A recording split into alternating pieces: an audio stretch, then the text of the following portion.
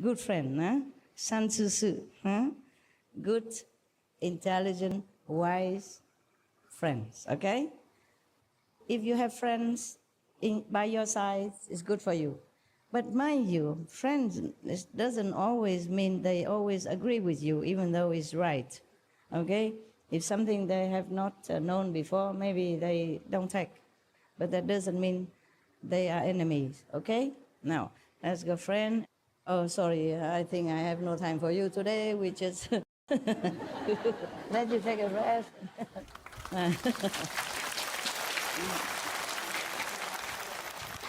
Now, the second type, maybe friend has more than just that, no? Friends, sometimes they are not around you. Sometimes they just happen to be with you for a short while, but then they introduce to you some good teaching or name of a master, and it awakens you something. And then you will go and find more of that teaching or that master. These are also friends, yes. And we have also invisible friends, yes, like the angels who protect you. If you're good, more angels protect you. If you're not even angel around, they cannot do anything, or they just disappear. They're not allowed to help you when you're not worthy. If you keep the 5 precepts alone, clearly, then okay, at least have 5 angels, okay? And you have also not just angels, but protectors. If you're more worthy, you have protectors, yes. When you retreat, you have more protectors, yes. When I am in retreat, I have more protectors. But now they use only OU protectors, not the ordinary one. Ordinary one also hang around. But the OU, Yosuke goddesses, they came. Every time, 2 days. Every group, 2 days only. It depends on my retreat. If it's less troublesome, then they give me maybe 26, okay? Normally 26 is around, but 28 or 30 or plus. It depends on how rough the subject of my retreat at that time. Then I have more or less of protectors. The protectors, they know everything. They can tell me many things. Just sometimes I don't have enough time to listen. Too busy outside things. Yeah. And sometimes I know too late. Yeah. But it doesn't matter. I'm okay. Yeah. Should be okay. Now, there are another group of people. They are neutral, okay? They no harm to you, no good to you. Yeah. Sometimes they could help you a little bit of small things, but they don't harm you in any case, okay? So sometimes you work with them, you feel that less effective. But these people, at least they don't harm you, eh? So we don't have much to talk about these people. They can hang around you or not hang around you, but it's just maybe decoration or just harmless, just to have company or something, but nothing much going on. But nothing bad, okay? Yeah.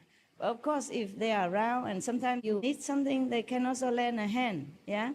And slowly, life after life, they do that. They become your friend in the end, sometime in your journey, if you are still here. If you're liberated, then of course not. And these people who help you will also help to be uplifted to some degree. Huh? So not much to talk about these neutral people. We call them neutral. And now we talk about enemies. Enemy has 2 types. Outside your circle, enemy, and inside your circle, enemy. We call secret enemy. Because these enemies you can't suspect. The enemy outside, of course, they do things very obviously against you or bad for you, yeah, or you don't get on well with them, you have often trouble understanding each other or working with each other. They could kaput some of your project, yeah, or your enthusiasm, your ideas and all that. Yeah, that's very obvious, and they not friendly to you. This is easier to deal with. You can escape if you know, if you can, yes. Or if when the time comes, they leave you. Secret enemy is more difficult. They are with you all the time. Either family members or workers together in your company, or your workmates, or your friends, so-called friends. They seem to be with you in a lot of things, harmless things, small things, which doesn't destroy you, which doesn't ruin you. But when it comes to some big thing, boom, then they turn against you very quick. And you have no time to even counteract. They may join your group or your company or your volunteer group even, and just looking like they're very, very, very diligent and very supportive. But no, they do things to harm you. They split the togetherness in your group by some words, some action, and leading people go against you. But no one noticed, slowly, or big, or quickly. It depends on situation. And they also ruin your reputation, your name, your company, your business, your ideal, your faith. They make you even don't want to practice anymore. These are worst enemies. They could be your girlfriend, your wife, your husband, your boyfriend. Capish? Maybe they follow you in the same faith, look like. But in some way, visibly or invisibly, they slowly wear you out of your faith as well, by their own example, their own action, or their own argument. They make you lose your way. These are the worst enemies. They make you lose your faith. These are the worst enemies. Mostly they are secret enemies because they're with you. You trust them. That is the problem. If they're outsider or they just come and go, then okay, you hear that and you forget tomorrow. But if they're with you every day or often, then their influence are not to be overlooked. You must use your wisdom, your intelligence to discriminate between friends and enemies. Otherwise, your life will be in trouble. We have only one life here now that we know. Next life, we don't know. We don't know if we are still human, if we see a master or not, if we can practice or not, or if we have more family members obstructing us, more bad enemies obstructing us, or we will become animals, or some gods, or some fairy in heaven enjoying too much and don't want to practice anything. Some heaven, it's just too low and just give you enjoyment. You have no motivation, no push to go higher. In every group, there are prone to be one enemy like that. Mostly, in most groups, there will be one.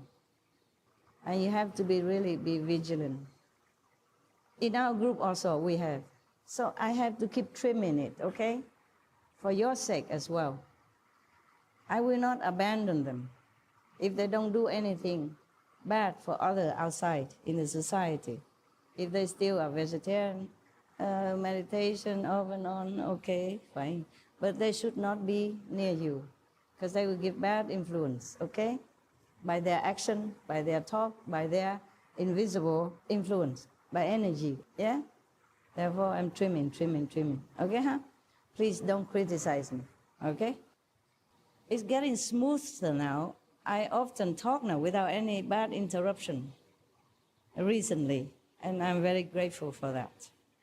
And I'm also glad for you, okay?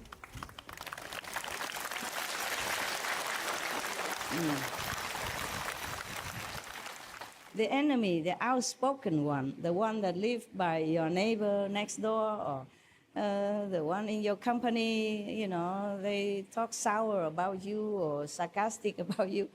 All that stuff is not much, okay? You go home, you forget them. Maybe still angry or upset a little bit, but they don't harm you as much as the secret enemy. Because the secret enemy, they can destroy you without you even knowing. And then they make you ill also. And the worst thing is that they make you lose your belief in the right path to follow, right master to believe in. That's the worst thing you could encounter. Or just like Devadatta, he always tried to obstruct the Buddha to teach others. He didn't want anybody to follow the Buddha for liberation. Not only he's jealous with the Buddha's fame, not that the Buddhas even care about any fame, just his job, his mission, his destined to be an open Buddha like that, to teach others according to his vows and his power. Not that he cared to be famous. If he cared to be famous, he would have go back to be a king, have so many servants, many concubines, beautiful, most beautiful women around him. They select, If you're a king, they select all the best-looking women in the country, young, maiden, to be at your side for your pleasure, to lessen your stress, to bear many children, to enlarge the royal household so that you can use these children to solidify your power or to solidify friendship, support from neighbor countries. It's like a job also. Having many women also like a job. The king might not even like it. Not every man like many women. Most men very faithful. One woman is good enough for him. Yeah, and then they build up their relationship together, and they have not just like desire for each other, but they have obligation for each other, they have respect for each other, they have things in common and go together on the life journey as a best friend. So most men, if they found a good woman, trustworthy and nice to him, faithful to him, then he's happy for his life. He don't even look at anybody else. In America, they make a survey that 90+% of American, USA, American men are very respectful and loving to their wives, really love their wives and respect their wives. I think everywhere it was almost the same. They just didn't do the survey in Taiwan. The myth about men love many women is not really true. Some maybe, some maybe. But not all men are like that. I saw it around me all the time, yes. I don't know, maybe I told you this story already, but I could tell you again, and you pretend you didn't listen before, huh? I was in Spain, and I went to a restaurant to eat, because they have a vegan taco. Taco is a special Mexican food, yeah? They wrap it in crispy corn chapati-like, yeah? And it's very delicious, yeah? They make it vegan. I love Mexican food. Whenever I'm in Mexico, I really have to go out and find some real Mexican food, vegan, to eat. And sometimes I made it at home. And now I don't have time to even eat, not to talk about making it myself. I prefer to cook. Yeah, I like to cook. It's like an artistic expression also, You put a lot of color things, you arrange and stuff, and then you put enough spice and condiment, and it suits your palate. And after you're done, you enjoy it. It's like a gift from heaven and earth. Yeah, from your talent and your love, and the love of all the food that offer it to you. You feel grateful. And it's also your own creation, so you feel very satisfied, even you don't eat a lot of that. And sometimes you go out, eat a lot, but you don't feel like satisfied. That's the problem, okay? Because it's not love that put in there. I keep telling the kitchen to put love, like in Shihu, to put love in the food, so it would taste good.